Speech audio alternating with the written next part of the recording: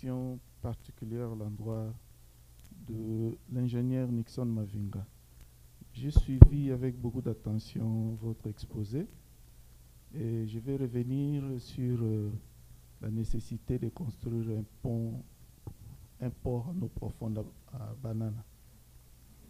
Lorsque je vous ai suivi, vous avez donné les avantages, la nécessité pour que nous ayons ce port, mais je ne sais pas si c'est moi qui n'ai pas bien suivi. Vous n'avez pas mentionné le coût de construction. Alors que pour le pont qui doit relier Kinshasa à Matadi, vous avez quand même donné le coût de 550 millions de dollars. Et à la fin, vous avez clairement dit que votre plus grande motivation, c'était de lutter contre la construction du port, du pont qui doit relier Kinshasa à Matadi. Brazzaville, Kinshasa-Brazzaville, merci. Et en donnant les raisons, j'ai plus entendu un discours politique que nous devons refuser cela parce que, au nom d'une certaine grandeur que nous ne savons pas défendre, alors que la population à l'intérieur du pays ne sait pas avoir accès aux produits de première nécessité à cause des difficultés que vous avez mentionnées au niveau du port de Matadi, et que le pont Kinshasa-Brazzaville serait un palliatif pour l'acheminement de vivres et des services, et vous inscrivez en refusant cela. Vous avez mentionné que le projet de Banana date d'un siècle, et jusqu'à ce jour, il n'y a encore rien, alors que pour le pont, on devrait entendre de vous, c'est-à-dire être contre en nous disant par exemple quels sont l'inconvénient par rapport au bien de la population. Est-ce que quand le pont, j'estime que le pont qui doit relier Kinshasa-Brazzaville doit répondre à un déficit parce que nous ne savons pas construire le port de Banana, nous ne savons même pas ce que ça doit nous coûter, nous aurons appris que les Chinois qui avaient reçu le projet ont du mal même à commencer parce qu'il faut remplir le baie par des sables, parce que pour construire le quai, il semble qu'il y a des difficultés pour construire les quais, et ça demande beaucoup plus d'argent. Alors pourquoi s'acharner contre ce projet qui pourrait alléger la souffrance des populations, recevoir des produits de première nécessité à un bon prix, lutter contre l'inflation, lutter contre tout ce qu'il y a, parce que vous voulez sauver une grandeur que nous ne savons même pas défendre. Merci. Oui, merci beaucoup. Moi, je vais ajouter un commentaire à cette question. C'est vrai que le Congo, il n'est pas là où il est censé être économiquement. Donc, qu'est-ce que vous dites? C'est quoi votre réponse, ingénieur Mavinga ou bien nos panélistes? Cette question, je la prends. Je la prends. Merci, Monsieur Prince Pinga, pour cette question très, très pertinente. Je vais d'abord revenir sur un aspect. Il dit qu'il a ressenti, vous dites que vous avez ressenti un discours à caractère politique. Non, parce que l'objectif justement de notre forum, c'est de rester dans la science. Et la science est neutre. La science reste focalisée sur les objectifs, donc sur les faits. Donc, on n'est pas porteur des discours politiques, de quelque tendance que ce soit, mais nous voulons faire comprendre à nos compatriotes que c'est un projet qui est là, pour lequel nous avons attendu depuis très longtemps, et nous avons appris que tout s'apprête, tout est en train de se mettre en place pour que ces projets-là démarrent. Et au même moment que ce projet est phase de démarrer, on constate aussi que de l'autre côté, il y a d'autres démarches qui poussent dans le sens de nous convaincre d'accepter les projets de pont route-rail, qui est un bon projet, nous l'avons vu. Donc c'est un bon projet, ce serait bien pour les échanges entre nos deux pays. Mais nous devons en même temps, oui, je comprends que nous parlions d'une grandeur que nous ne savons même pas défendre. Si nous ne savions pas la défendre, c'est que nous pouvons commencer aujourd'hui. C'est que nous, en acceptant ces projets des ponts, nous devons aussi nous mettre à l'évidence que ça voudrait dire, ou réduire, ça viendrait réduire les chances de voir le projet du port en eau profonde de Matadi et de Banana avoir lieu. Parlant du coût, c'est vrai, je n'ai pas mentionné le coût, je m'en excuse, et je suis allé fouiller dans mon texte, et j'ai vu aussi que j'ai oublié de prendre les coûts, parce que c'est bien publié hein, sur mes sources. Mais quels que soient les coûts, parce que c'est un projet présenté en plusieurs phases, quels que soient les coûts qu'on peut trouver rapidement même sur Internet, c'est que nous devons être à mesure de considérer, de dire non à un projet ou stop, nous ne disons pas non, mais le moment n'est pas propice pour ce projet si les intérêts de notre pays sont en danger par rapport à ce projet. Alors, je vais corriger, je vais porter un petit correctif. Le port de Matadi fonctionne. Nous avons signalé quelques difficultés. Ces difficultés ne font pas que la population souffre parce que les éléments, les denrées alimentaires n'arrivent pas. Non, nous avons dit que ces difficultés pour accoster à temps et arriver, accoster, desservir et répartir ou traverser la zone de divagation, parce qu'on peut aussi dire à un bateau d'attendre à Mwanda le temps que la régie des voies maritimes organise les travaux de dragage. Elle est occupée, cette régie, hein, de tous les services hydrauliques, topographiques, tous les services. J'ai fait 2 fois mes stages là-bas. J'ai participé dans ces opérations de dragage dans la zone de divagation. Donc, tous ces retards créent un frein pour les affaires, pour les commerces. Mais nous voulons que notre pays soit compétitif. Alors, nous considérons que pour accroître les chances de voir demain notre pays prendre une place de prestige dans cette grande compétition, quand il est question de parler du commerce international, nous pensons qu'il est important qu'on sache dire ce projet-là de pont, il est bon, nous ne le refusons pas, mais nous, dans l'ordre d'hiérarchie, de la façon de faire l'ordonnancement des choses, nous priorisons d'abord le port en eau profonde à Mwanda. Je m'excuse pour le prix, le coût, mais le problème pour ces ports, ces projets-là, ce n'est pas le coût. Parce que nous avons appris que le gouvernement sortant du président Kabila avait signé déjà des accords avec, ce ne sera pas le Chinois, pour votre information, ce sera le port de Dubaï. Le port de Dubaï qui va se charger des travaux pour ces projets à Banana. Donc, c'est ça la réponse. Désolé pour le prix.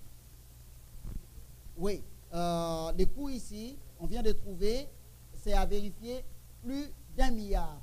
Pour votre information, j'ai le dernier projet que j'ai piloté, un projet par rapport aux ambitions qui sera peut-être inférieur à celui de notre Congo, mais c'est un projet qui a coûté 1 milliard d'euros en République de Guinée équatoriale. Un formidable projet.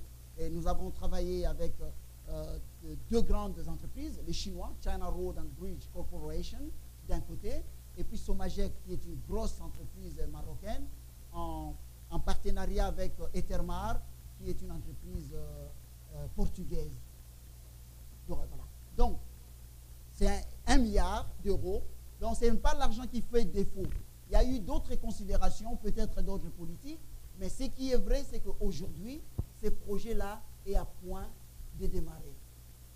Donc, je considère pour ma part que si je dois choisir, je choisirai de prioriser le port en eau profonde de Banana plutôt que celui de ce pont route-rail pour relier Kinshasa et Brazzaville.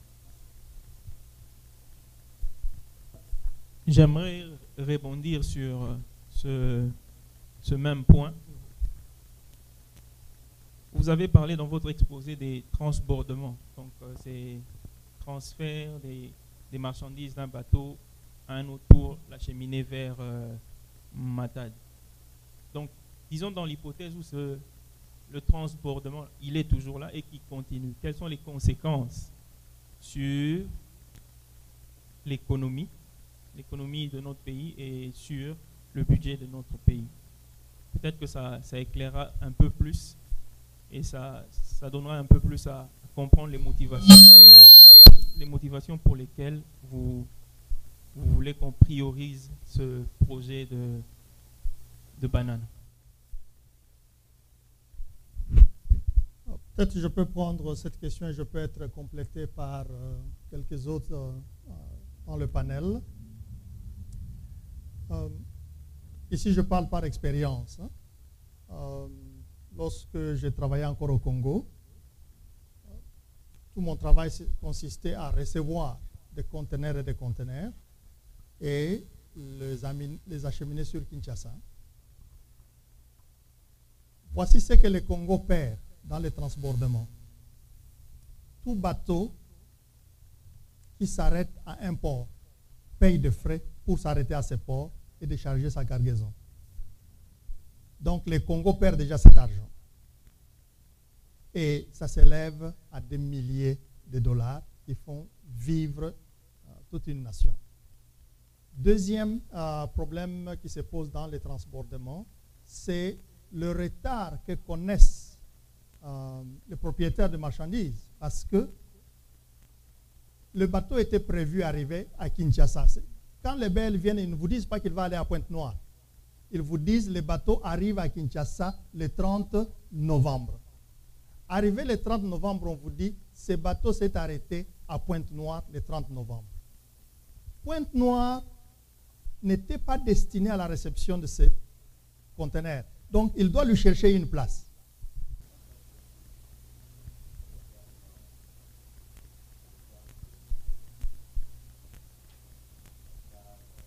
À part les éléments de qualitatif, il y a le fait que avoir un port qui fonctionnerait en bonne et due forme au niveau du Congo, au niveau du port de Banana, un port, excusez-moi, je parle des termes techniques, en eau profonde, ça va aussi contribuer à la création de l'emploi.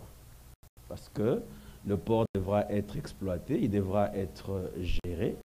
Ça veut dire qu'on aura besoin de la main-d'œuvre qui va travailler dedans. Et s'il y a une main-d'œuvre qui travaille dedans, ça va avoir de l'incidence au niveau social. Ça veut dire les familles vont avoir un peu plus de ressources pour pouvoir se prendre en charge. Il va y avoir des taxes qui vont être payées. Donc, il y a beaucoup d'avantages qui vont être que le pays, dans le pays, c'est bénéficié parce que le projet a été mis en œuvre et que le transbordement a été évité. Voilà. Alors, nous allons nous diriger vers l'audience pour une autre question. Merci beaucoup pour l'opportunité de poser une question. D'abord, je voudrais m'excuser auprès du panel pour le retard qui est pratiquement en dehors de notre contrôle. Et nous vous félicitons aussi pour cette initiative qui nous permet de nous éclairer sur certains aspects de notre pays. Et j'ai suivi le dernier intervenant concernant la construction des ports en eau profonde. Mais ma préoccupation est beaucoup plus liée au fait que dans notre pays, on avait été presque habitué à voir ce qu'on appelait communément les éléphants blancs. C'est-à-dire qu'on fait quelque chose, ça va coûter beaucoup d'argent, mais à la fin, on n'a pas les résultats escomptés. Alors, je ne sais pas si dans la construction de ce pont, on a examiné les autres préalables, parce que si j'ai bien compris, on voudrait accélérer les échanges entre le pays et l'extérieur. Mais lorsque nous regardons la vétusté de la nationale numéro 1, ça pose un problème, parce que s'il y a beaucoup qui arrivent, parce qu'on a un port maintenant de grande capacité, mais on ne sait pas acheminer ces produits de ces ports vers le pays et à l'intérieur, ça peut poser des problèmes. Nous avons le chemin de fer aussi. Nous connaissons la vétusté de chemin de fer entre Kinshasa et le Bas-Congo. Est-ce qu'il y a eu des dispositions qui sont prises pour augmenter la capacité de ces deux voies afin qu'une fois les ports construits, on sait au moins qu'avec ces grandes quantités-là, il y aura moyen de faciliter l'évacuation de ces produits et vice-versa, parce que quand les navires viennent, je pense que si le pays a des choses à produire, à vendre à l'extérieur, c'est de la même manière aussi, il faudrait que de part et d'autre, que ces échanges soient un peu fluides et un peu rapides. Donc j'aurais voulu vraiment savoir si il y a eu des préalables pour analyser la situation de la nationale numéro 1, aussi bien que le chemin de fer. Et puis, 2, pour revenir sur la route pont-rail entre Kinshasa et Brazzaville. Je crois qu'il y a peut-être à boire et à manger là-dessus. Parce que si l'objectif est de faciliter les échanges de part et d'autre, et que si le Congo, le Grand Congo, qui a 80 millions d'habitants, peut produire beaucoup, c'est que quelque part, sur le plan des échanges, il n'y aura pas de déséquilibre. Bon, mais si nous sommes dans la situation où nous sommes aujourd'hui, sûrement, tous les désavantages évoqués par les conférenciers, en tout cas, nous ne pouvons que les comprendre, et ça va créer un grand déséquilibre aussi parce que le pays ne saura pas vendre par rapport à ce qu'on reçoit de l'extérieur. Et il y aura toujours cette balance-là, ce déséquilibre. Et j'ai beaucoup apprécié le fait qu'on a donné, ne fût-ce que les coûts de 550 millions de dollars. Je peux me tromper, mais suivant les normes internationales, pour construire une route, 1 kilomètre, on a besoin d'1 million de dollars. Donc, avec 550 millions de dollars, cela pourrait permettre, ne fût-ce qu'au Grand Congo, si on pouvait utiliser cet argent-là pour les routes à l'intérieur du pays, de sorte que toute la production que l'on peut réaliser, que ce soit à l'Équateur, que ce soit dans le Kasaï, au moins on aura eu de bonnes routes et avec ça, nous pouvons être dans une position où nous pouvons bien échanger avec les autres pays et il n'y aura pas un déficit sur le plan des échanges. Alors, il y a à boire et à manger là-dessus. Je pense que même si dans les scénarios les plus favorables, cela pouvait se faire, si nous avons des routes à l'intérieur du pays et que nous pouvons avoir la grande production à vendre vers les autres pays, et je crois que cela pourrait diminuer un peu certaines inquiétudes, parce que si nous vendons beaucoup par cette voie-là, c'est que nous pouvons, même plus tard alors, améliorer la situation entre Banana, Matadi et puis Kinshasa. Je vous remercie.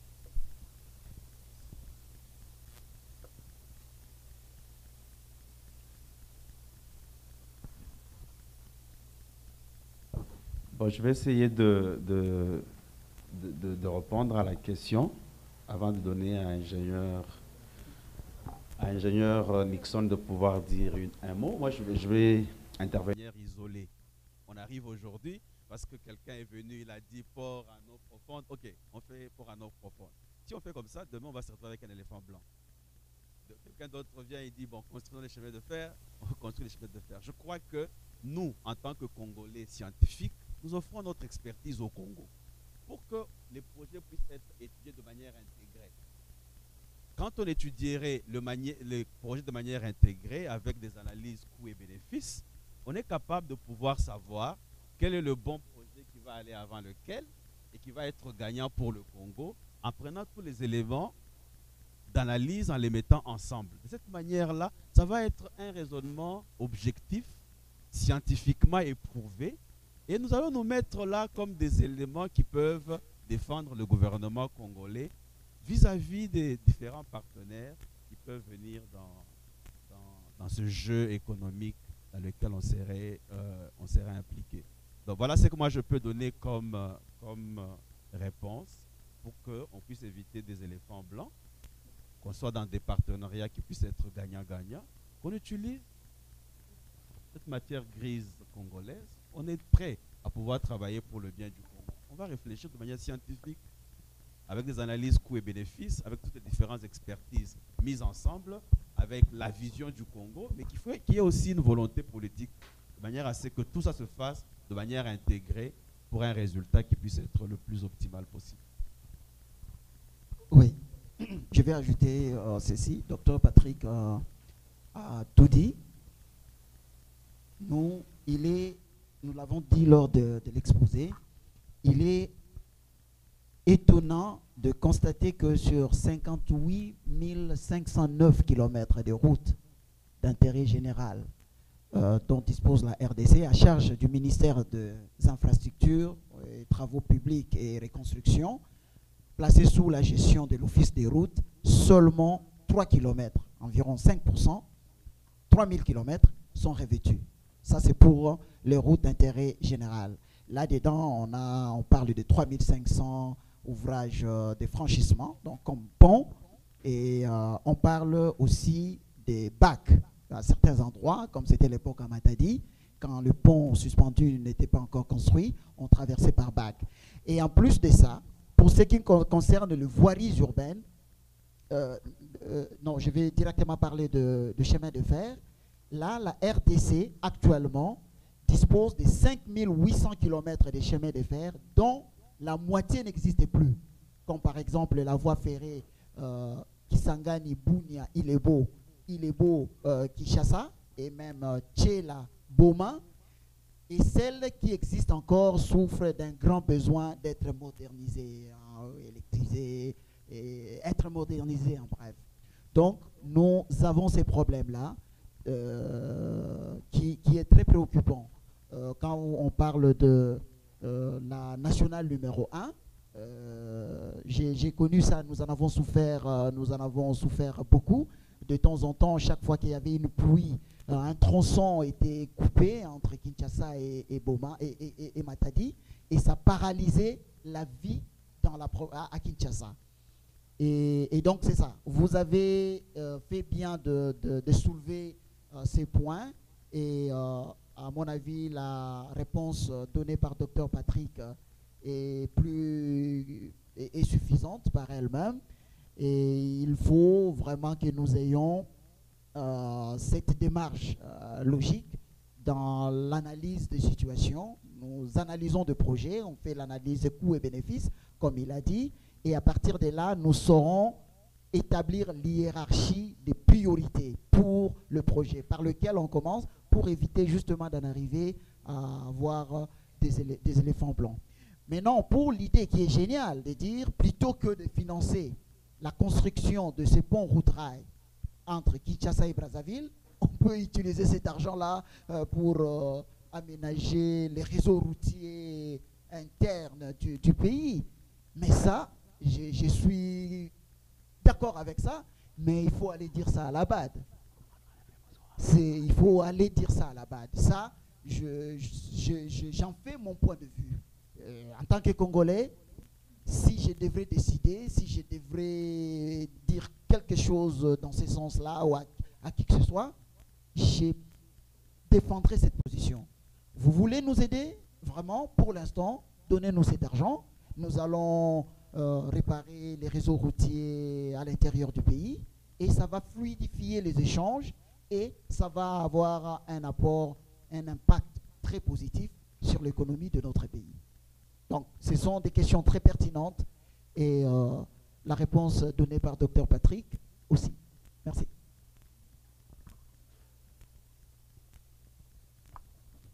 Alors, moi, j'ai une autre question c'est plus pour nos ingénieurs civils. C'est sur la partie de la construction d'un port en eau profonde de Banana. Basé sur votre expérience, sur les travaux portuaires et des terminaux maritimes intermodaux, s'il vous était demandé un avis technique ou un conseil d'experts par les autorités du ministère des Travaux publics de la RDC en charge de pilotage d'un si grand projet, concernant le choix optimum du type d'ouvrage dont le Congo devrait être demandeur. Alors, quel type d'ouvrage recommanderez-vous pour une meilleure durabilité de ce grand port de rêve congolais? Je pourrais prendre cette question. Merci beaucoup pour la question. La réponse est si simple. Plusieurs types de structures que nous pouvons bien utiliser pour ces cas. Donc, si je me tiens à expliquer, je vais prendre tout le temps qui est déjà parti. Alors, je vais me limiter sur 3 ou 4. Donc, la première structure que je pourrais parler ou je pourrais recommander, c'est la structure des quais en bloc de béton. Si je pourrais translater cela en anglais pour notre ami américain, referring to the concrete block without reinforcement. Donc, deuxième structure, c'est les structures à caisson. Et puis, troisième, c'est structure sur pied ou même à parois moulées. Mais l'ingénieur Nixon, mon collègue, a bien parlé. Et il a aussi parlé sur les propos des terminals à conteneurs. Et aussi, il a parlé sur le terminal à mixte. Pour ces points-là, pour mon avis personnel, je pourrais bien recommander une structure en caisson. Mais ça, là, ça pourrait aussi dépendre du type du terrain.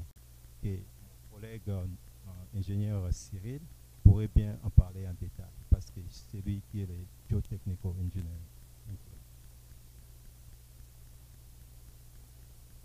Okay, merci beaucoup pour la question. Bon, je crois que le bon type, le meilleur, en ce qui me concerne, pour le port, c'est le caisson.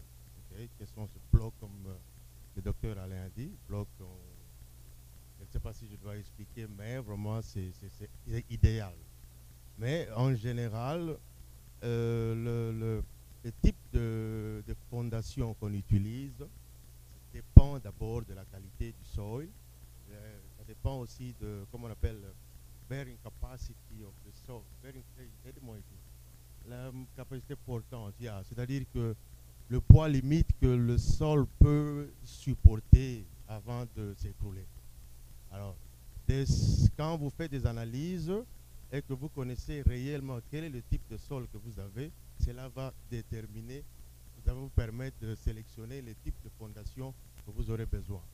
Donc, maman, a priori, pour répondre, c'est bien de dire quels sont, mais il faut d'abord analyser le sol, savoir quel type de sol que vous avez en dessous de l'océan.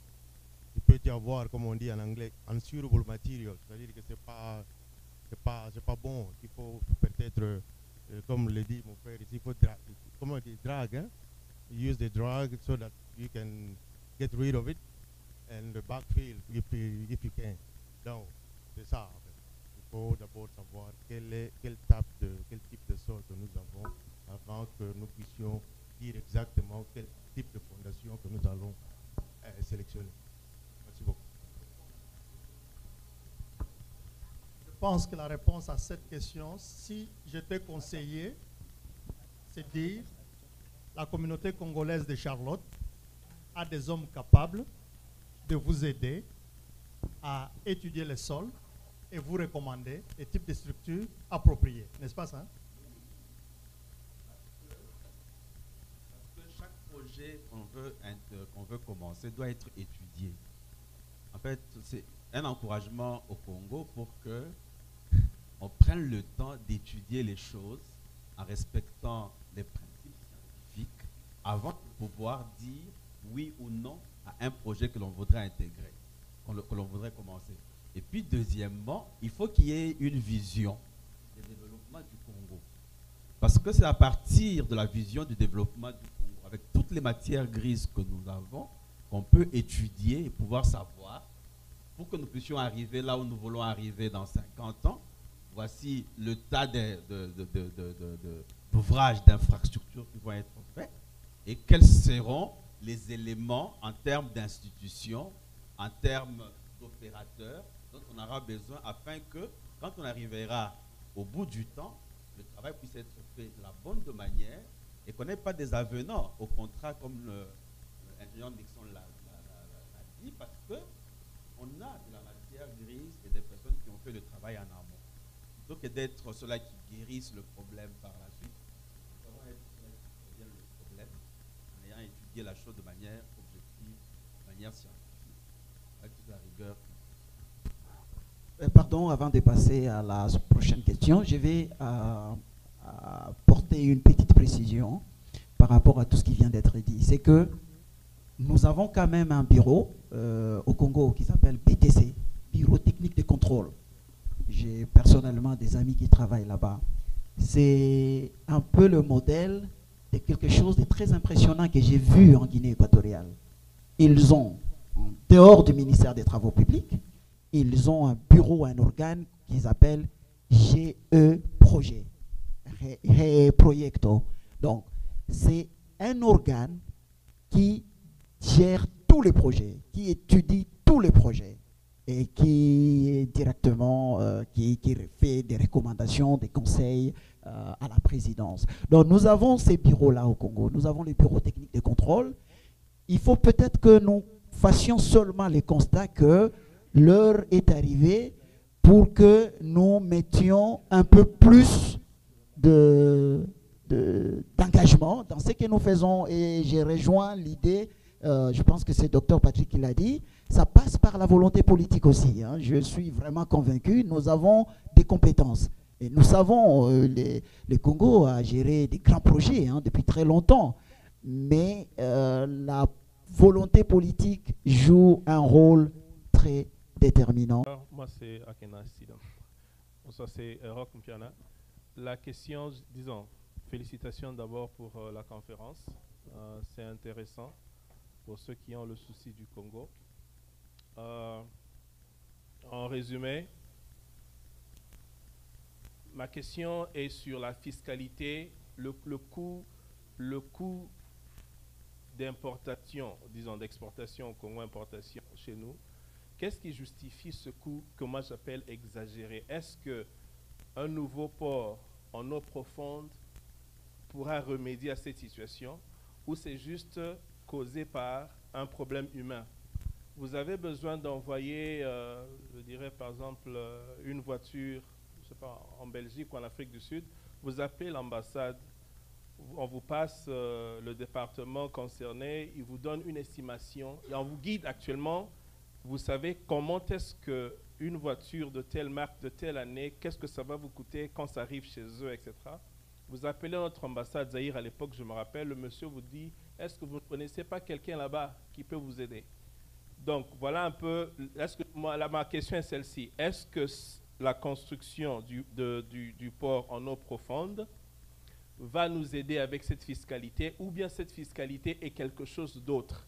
Je voulais un peu voir s'il y a une corrélation entre peut-être le port que nous avons actuellement et le coût, ou bien c'est quelque chose d'autre. Ma question est un peu vague, mais je crois que vous avez un peu l'essentiel de ce que je demande. Merci. Je pourrais être complété par quelqu'un d'autre. Je pense, je ne peux pas confirmer ça dans l'absolu, mais je suis porté à croire qu'il y a une relation qui existe entre les difficultés que la navigation rencontre dans la traversée de la zone divagante sur le bief inférieur de notre fleuve, parce que c'est pour faire face à cette difficulté-là, on engage beaucoup d'argent, on organise beaucoup de travaux pour organiser des passes navigables. Et quand la Régie des voies maritimes fait tous ces travaux, je suis sûr que ça doit se répercuter au niveau de la fiscalité au port de Matadi. Parce que la Régie des voies maritimes est investie de la responsabilité de maîtriser tous les phénomènes alluvionnaires du bief inférieur, on le dit comme ça, mais plus précisément dans cette zone-là à problème, sur 60 km, de Boma à Malé. Là. Alors quand la Régie des voies maritimes fait tous ces travaux pour que les bateaux aillent accoster à Matadi, je suis porté à croire, je dis, hein, je ne pars pas dans l'absolu, mais je suis porté à croire que cela doit, d'une manière ou d'une autre, se répercuter au niveau de la fiscalité au port de Matadi. Parce que nous savons tous, notre port est réputé pour être l'un des plus coûteux. Et ça décourage aussi beaucoup d'entre nous et même des étrangers. Bon, peut-être qu'un économiste peut apporter plus de lumière, mais je suis profondément porté à croire qu'il y a une certaine relation entre les deux. Merci. Okay. J'ai des éléments peut-être précis à cette question. Il y a une corrélation.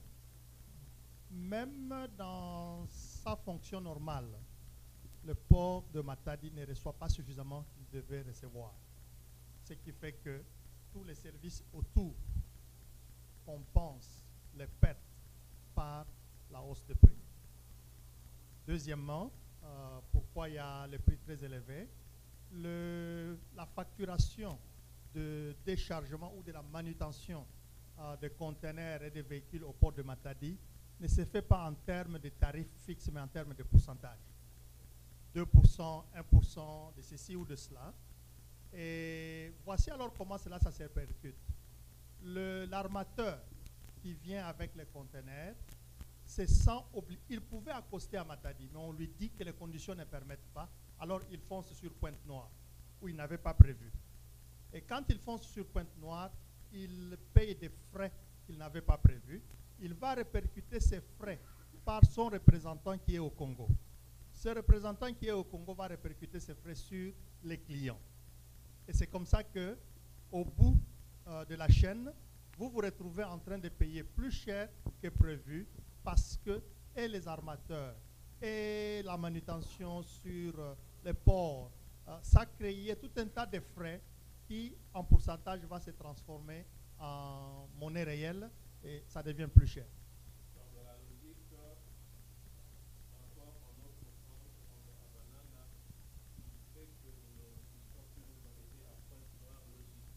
Logiquement, ça annule le trajet Pointe-Noire. Et sur le trajet Pointe-Noire, n'oubliez pas qu'il y a le feeder, les petits bateaux qui vont chercher les conteneurs, qui n'étaient pas prévus dans le parcours. Ça va aussi éliminer cela. Il y a la manutention. Il y a tellement peu du matériel à Matadi que soit vous vous arrangez pour qu'on puisse vous décharger les conteneurs, pour certains, ils ont leur propre... Mais dans les cas où il n'y en a pas, vous devez vous battre pour que l'ONATRA vous serve. Et dans cela, il y a beaucoup de frais qui sont engagés, qui font que les prix augmentent. Un port moderne sur Banana va beaucoup réduire ces frais. Nous donnons donc la parole à un dernier participant et puis nous allons aller vers la fin. Merci beaucoup pour la parole. Je suis Thierry Kapongo, J'aimerais intervenir ou poser la question à propos de l'économie et des infrastructures. Mais je commencerai ma question à l'ingénieur Nixon. Je poserai ma première question à l'ingénieur Nixon. Ingénieur Nixon, quand vous faites la comparaison entre les deux fleuves, l'Amazonie et le Congo, vous faites cette comparaison par rapport à la puissance, par rapport à la longueur ou à la profondeur? Parce que souvent vous parlez de la puissance du fleuve, mais je ne sais pas si vous faites cette comparaison exactement par rapport au débit, à la longueur, à la profondeur du fleuve. J'avais une précision là-dessus. Et deuxièmement, vous avez parlé d'un port militaire. Quelle est l'importance de ces ports militaires au Congo? Là, c'est la deuxième question. Et une autre question que je poserai au monsieur Dr Ngoï. La question sera sur le moyen de transport que vous avez exposé. Vous avez parlé le moyen de transport maritime, vous avez parlé des moyens de transport routiers, mais vous n'avez pas développé les moyens de transport aériens. Pourquoi? Et quand je vous ai écouté faire votre exposé, vous avez parlé, vous êtes insisté sur la construction de ports. Mais pourquoi vous n'avez pas parlé aussi des aéroports? Est-ce que pour le cas de notre pays, penserez-vous, nous sommes prêts à développer le commerce international en construisant des ports qui vont nous coûter beaucoup d'argent et qui peut-être qui peut nous causer beaucoup d'ennuis sur le point de l'économie? Penserez-vous que c'est le moment vraiment de développer le commerce international en construisant de grands ports? Parce que nous avons des aéroports. Si nous regardons les Émirats arabes unis, ils ont des gros avions qui font le commerce aérien et ça favorise l'économie de leur pays. Mais pourquoi vous avez négligé cet aspect des commerces, cet aspect des transports aériens? Et la dernière question sera sur les commerces internationaux que vous avez parlé, que ça booste l'économie intérieure d'un pays. Est-ce que vous pouviez nous dire que si nous osons développer les commerces internationaux dans notre pays, la République démocratique du Congo, ça ne va pas condamner notre pays à une économie extravertie? Les cas du Venezuela, le Venezuela dont l'économie a été extravertie, aujourd'hui vit des sanctions internationales. Le Venezuela qui importe, qui toujours, dont l'économie était tournée vers l'extérieur, a des problèmes pour se développer. Ils sont sous les sanctions économiques, ils ont l'argent, mais ils n'ont pas de quoi acheter. Il n'y a pas les produits sur le marché. Donc, c'est quelques questions que j'avais à poser. Merci. Merci beaucoup pour toutes ces questions. Je commence par la première. Tout à l'heure, j'ai voulu faire une projection pour montrer un tableau. J'ai parlé de notre fleuve qui est une grande richesse pour notre pays. C'est vraiment une bénédiction extraordinaire parce qu'aujourd'hui, on est en train d'assister à un grand débat sur les eaux. Il y a beaucoup de projets qui portent sur l'idée de déplacer une partie des eaux de notre fleuve. Donc, nous avons un fleuve qui est le plus puissant. Quand je parle de la puissance, je me réfère au débit. Au débit, c'est-à-dire que notre fleuve, là, j'ai mis un débit maximum, mais en moyenne, on parle de 40 000 mètres cubes. Donc, notre fleuve, quand il vient se verser dans l'océan, chaque seconde, c'est 40 000 mètres cubes qui rentrent. Impressionnant. Mais donc, il est le premier en Afrique, c'est une fierté pour nous, mais au monde, il est deuxième. Parce qu'il y a l'Amazone de l'Amérique du Sud qui vient en première position. Donc là, quand nous parlons puissance, nous parlons débit. Parce que c'est à partir du débit que nous calculons la puissance. Et nous disons que par rapport à la longueur, alors en Afrique, il est deuxième, après le Nil. Et il est 8e. J'ai vu certains auteurs les classer 5e, mais à ce que je sache, il est 8e pour ce qui concerne la longueur. Mais le plus important ici, dont nous parlons ici, c'est la puissance. Donc nous avons un fleuve formidable et le port de Matadi occupe encore une position extraordinairement avantageuse, naturellement. C'est rare de trouver des ports comme ça, parce que nous avons l'embouchure et ces ports rentrent vraiment à l'intérieur des terres, à 150 km jusqu'à Matadi. Donc le port vient vraiment à l'intérieur des terres et à partir de là, nous avons les voies de communication, les voies routières et ferroviaires. Alors, avant de passer le micro au docteur Joël pour compléter, nous avons aussi dit, peut-être que j'ai dit ça très vite, c'est que nous avons dans le répertoire, nous avons dans le répertoire certains autres sujets qui porteront sur les autres types de réseaux, notamment les réseaux routiers de notre pays. J'ai juste signalé que ça fait pitié de savoir que le réseau routier de notre RDC est revêtu seulement à 3%, ce qui est une honte. Je dis ça parce qu'on est entre nous Congolais. Je ne serais pas fier de dire une chose comme ça si je me retrouve avec beaucoup d'étrangers. Donc, et nous avons aussi signalé au départ que la voie maritime est plus préférée parce qu'elle ne coûte pas cher en comparaison avec les autres voies. Un exemple, vous et moi, si vous avez votre voiture, vous voulez envoyer ça au Congo, si vous voulez envoyer ça par avion, je suis sûr que vous allez payer beaucoup plus cher que si vous envoyez ça par bateau. Le seul inconvénient par bateau, par avion, vous envoyez aujourd'hui, demain, votre famille le reçoit, mais par bateau, ça va prendre quelques mois.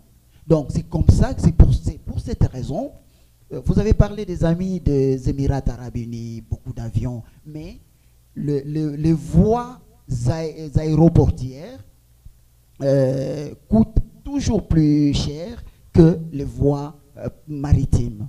Donc c'est ça. Maintenant, quant à éviter que notre économie soit extravertie, les économistes vont nous en dire plus. Je ne pense pas que ce soit une bonne chose parce que il faut vendre. Nous sommes dans une dynamique d'échange de services. Il faut vendre et acheter. C'est comme ça que nous disons avoir 9 voisins et une population estimée à plus de 80 millions d'habitants, c'est encore une grande bénédiction. C'est comme ça que ça séduit beaucoup d'investisseurs parce que à l'intérieur du Congo, c'est un grand marché de consommation pour tous les produits qu'on peut amener, mais aussi nous échangeons avec les autres. Éviter que notre économie soit extravertie, les économistes peuvent nous dire les avantages de ça, mais je pense, j'ai dit les constats. Les constats est que tous les pays en voie de développement ont une économie extravertie parce qu'il faut échanger avec les autres. Et en majeure partie, ça s'est fait par voie maritime. Tout simplement parce que ça ne coûte pas aussi cher que les autres voies. Merci. Bon, merci beaucoup pour la question. Ça rejoint aussi ce que Papa Louis avait dit sur, par exemple, les routes et les voies ferrées. Nous vous invitons aux conférences prochaines. Et nous vous assurons qu'elles seront améliorées davantage parce que ces conférences vont ajouter aux infrastructures maritimes dont nous avons parlé aujourd'hui, les aéroportuaires, les voies ferrées et les routes. Et nous ferons en sorte que tous ceux qui interviennent lisent ce qu'ils ont dit sur ce qui était déjà dit avant. Et nous arriverons à faire des conclusions pour présenter à la communauté intellectuelle un document qui donne un résumé ou qui donne une présentation structurée de tous les domaines dont que nous allons aborder. J'en arrive à l'économie extravertie. principalement, une économie est extravertie par rapport à sa dépendance aux importations et non aux exportations. Quand une économie dépend que de biens produits à l'étranger, on dit qu'elle est extravertie. Et quand elle exporte beaucoup plus, on dit qu'elle a une compétition compétitive. Elle a un avantage compétitif. Donc, le Congo, qui vous savez à l'époque était 3e producteur du café, 5e producteur du cacao. Quoi encore? C'était toujours 3e. Producteur de l'EVA. Tous ces produits ne vont pas nous rendre extravertis, mais s'ils sont exportés à travers le biais maritime, ils rendent notre pays compétitif. Les autres ne sauront plus vivre sans nous. C'est-à-dire, quand on veut faire des sanctions contre le Congo, et on se rend compte que Marc boit son café chaque matin, on se dit, mais il faut risquer de ne pas avoir de problème avec Marc. On dit, arrêtons ces problèmes-là, arrangeons à l'amiable. Qui vont mettre le client extérieur, si je peux dire comme ça, je ne sais pas les termes techniques en commerce international, vous allez m'excuser pour ça, qui vont mettre le consommateur extérieur en confiance que le produit qu'il va avoir au Congo, il va être de bonne qualité, il va répondre à un certain standard, à certaines normes. C'est pour ça qu'il y a un travail qui doit se faire à l'intérieur. Moi, je milite pour un travail qui soit fait à l'intérieur, qui puisse être le plus rigoureux possible et qui va donner au Congo un avantage compétitif par rapport aux autres pays avec lesquels il est en échange commercial. Par rapport au transport aéroportuaire, nous préciserons cela prochainement. Il y a des produits qui ne peuvent être transportés que par voie maritime. Un conteneur ne peut pas entrer dans un avion. Une machine, comme des tracteurs, de certaines capacités ne peuvent être que dans le bateau. Ce qui fait que cette voie reste une des voies très importantes pour ceux qui ne peuvent pas aller dans l'avion et pour ceux qui peuvent vous faire éviter de payer beaucoup plus. N'empêche que pour l'avion, parce qu'il y a des produits, on en a besoin aujourd'hui, et la quantité ne pose pas de problème d'être dans l'avion. Nous parlerons de cela pour que on puisse aussi encourager les pays à développer des aéroports qui sont à mesure de prendre des grands porteurs qui peuvent amener en une seule fois un certain nombre de produits qui peuvent satisfaire une grande consommation locale. L'avantage d'avoir le port maritime, c'est qu'au fil du temps, le pays sait importer beaucoup d'industries et les installer localement. Ces industries viennent maintenant faire grandir la consommation locale. Et encore, ça aide à ce que vous aviez posé comme question. Au lieu que les pays importent beaucoup pour que ça soit extraverti, les transports maritimes, l'exportation a aidé à créer des industries locales qui encouragent maintenant la production locale et la consommation locale, et le pays, petit à petit, devient dépendant de lui-même. Merci. Ok, non.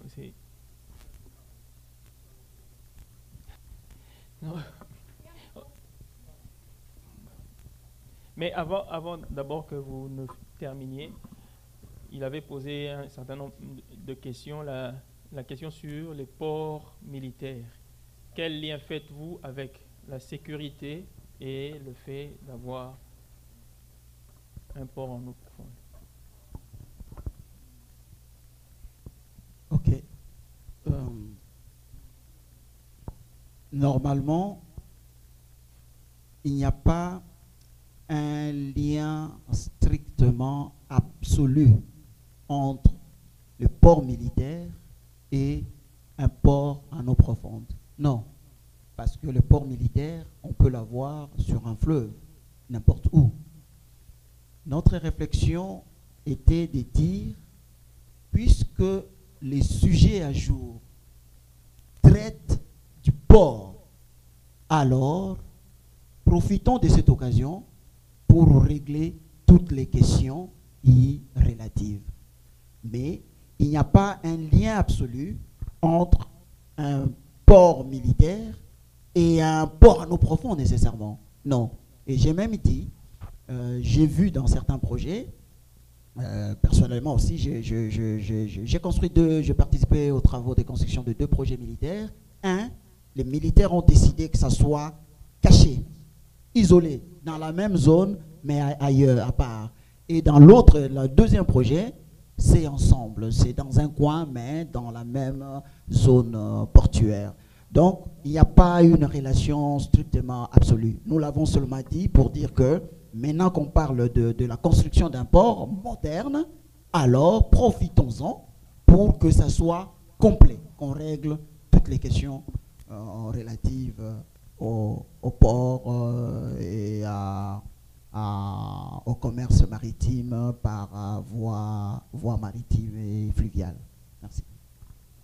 Non, juste un commentaire parce que c'est par rapport à sa question de transport aérien. Ça fait 6 mois, je crois que j'ai un peu acquis de l'expérience. Maintenant, je travaille dans la logistique. Le 80% de transport aérien consiste à ce qu'on appelle hatchat, c'est-à-dire que c'est le résultat d'une demande imminente du client. La logique, elle est maritime. Je donne un exemple simple. Vous commandez 4000, IBM commande 4000 ordinateurs de la Chine, mais les 4000 ordinateurs vont arriver au mois de juin de cette année. Ils disent que nous voulons un hatchat de 100 ordinateurs. Ces ordinateurs-là vont être affrétés par l'avion et nous vérifions dans le système que le bateau arrive tel jour. C'est par rapport... Qu'est-ce que je veux dire par là? C'est que le transport aérien, il est impossible de soutenir une économie. You got to buy low to sell high. Impossible d'utiliser ça comme facteur principal pour une économie. C'est le moyen maritime, comme les ingénieurs ont insisté, c'est le plus pratique.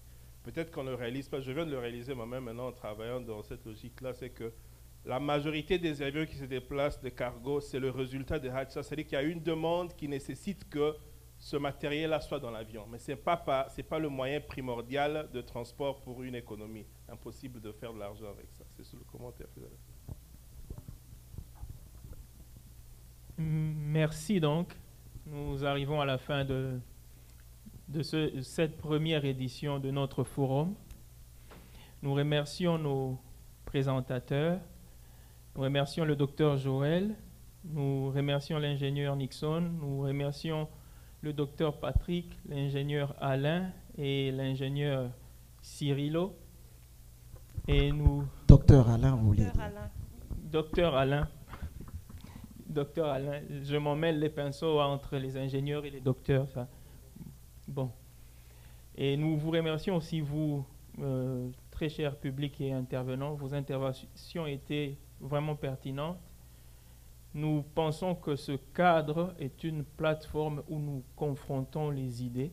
Et c'est de cette seule manière que jaillira la lumière. Pour conclure, je laisse la parole à Dina pour dire le dernier mot. Je voulais juste ajouter encore merci à l'audience pour les questions.